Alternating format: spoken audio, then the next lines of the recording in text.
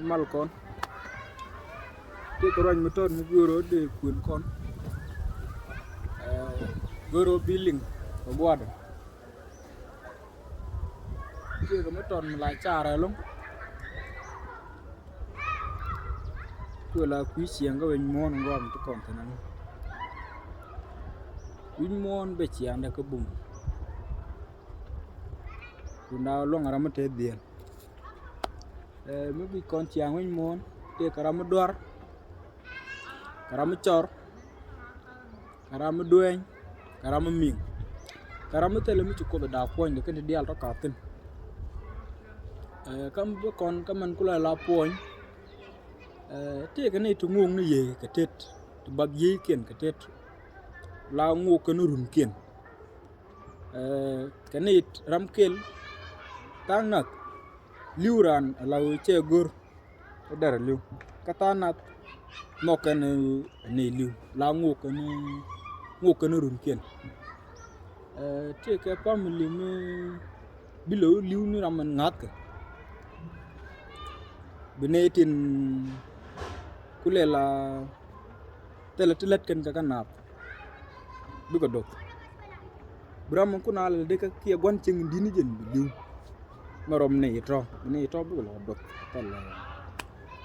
ram kel mu bu ngom ro de la jen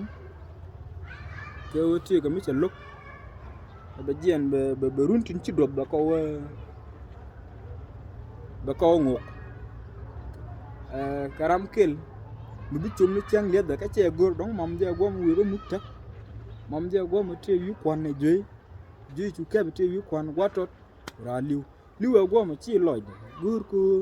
de naw ne ko run ti rundu kor pan ken cha ka bon gor ko de naw na ko runte cha pe den cha de lar ko wodo bo mi cha ko ko runu ton de ran nyoga wo kerip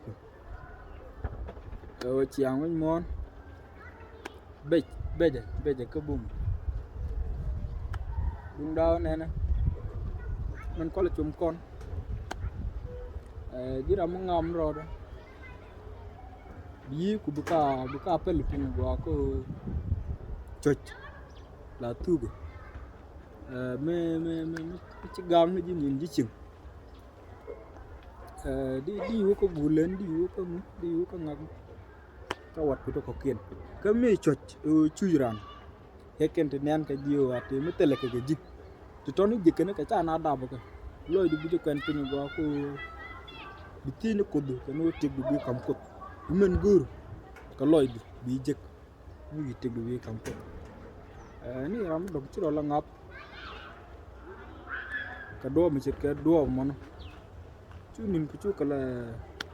bab ala jin ka rodo ku li mi changan be kot be teru nang ani to lo da tes ka yana ti ci video min tin ci guc